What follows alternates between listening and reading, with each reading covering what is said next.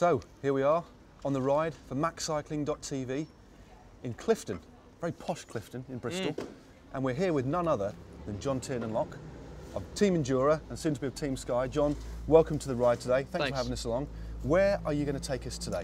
We're going to go over the bridge, head up around the airport, do a lap around the Tube Valley Lake, bit of climbing, not too much, don't worry. Thanks very much, thanks very much. And back over the bridge, it's a couple hours, but you know, that's enough in this cold. I'm very much looking forward to this ride, John. Fueled on a nice bit of coffee. That's it. So without further ado, shall we give it a go? Let's go. Just do it.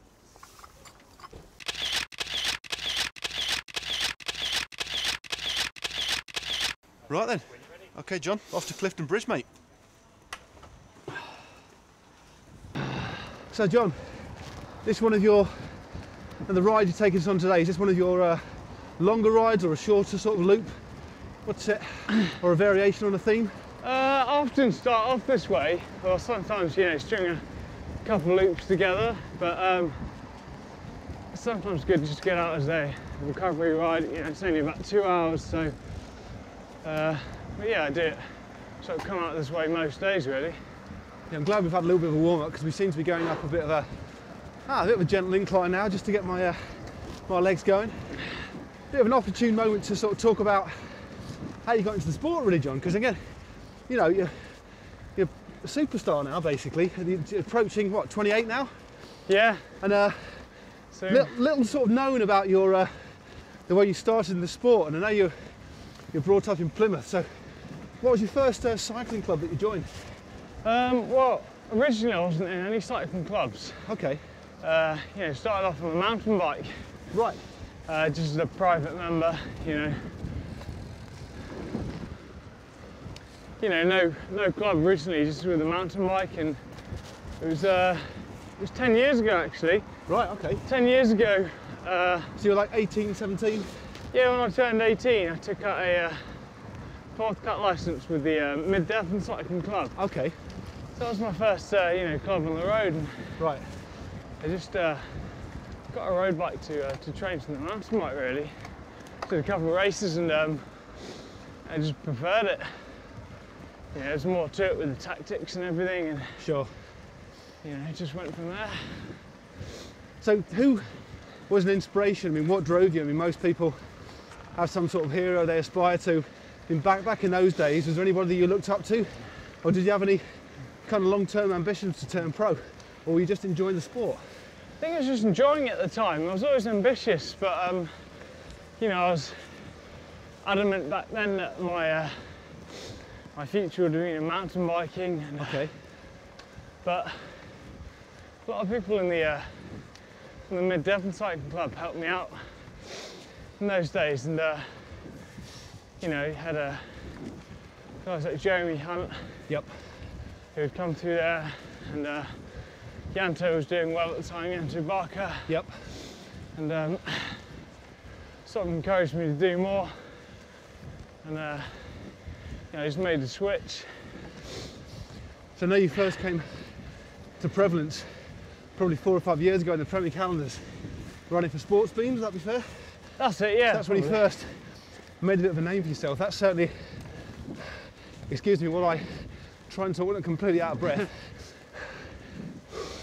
Yeah, for the benefit of the tape, we are up a reasonably steep hill at the moment.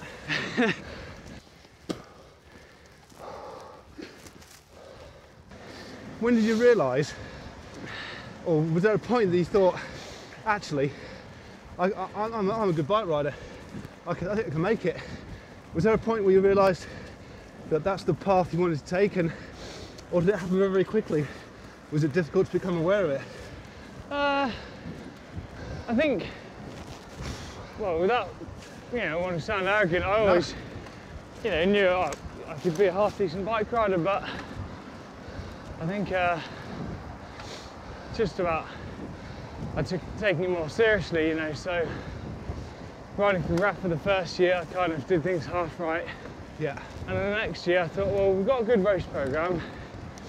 If I can get some wins, it's not too late to, you know, just to climb the ladder a bit, and that's what I did. I just sort of knuckled down and tried to live the life of a bike rider more.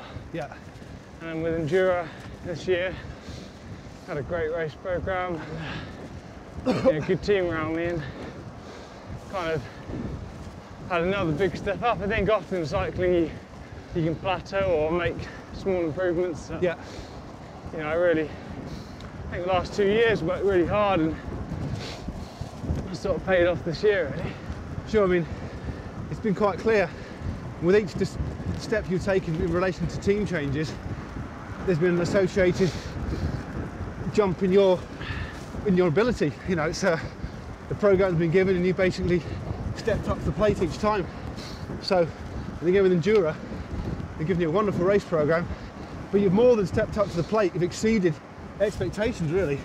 And now, of course, you're on board with the best pro team in the world, and the world's at your feet. It must be a very, very exciting time for you. Absolutely, yeah. I mean, I couldn't have asked for more. And like you said, riding for sports beans and local teams, winning local races, and then to Rafa and winning the lower ranked UCI races, and stepped up this year to getting results in the middle sort of UCI races. So, sure. Hopefully next year with Sky, I'll sort of raise my ambitions again, and want to be a good team player, and you always want some success for yourself too. Definitely.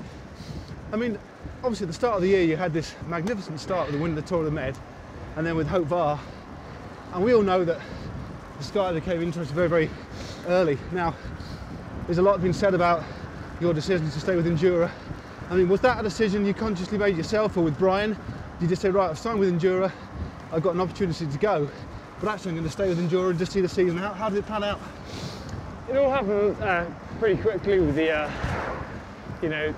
those wins at the start of the year, and yeah, there was some interest, but I talked to those with Brian, and just you've got to stay loyal to. They gave me the opportunity. Yep.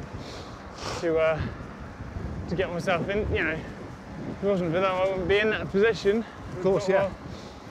Well, it's not like it's the last race I'm going to win. No.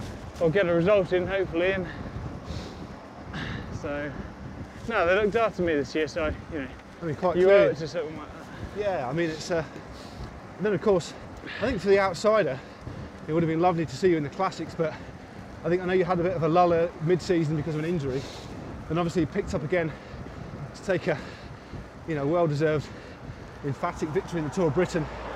But then moving on to the Worlds, I talk about amazing situations, having possibly the best road team in the world at your disposal.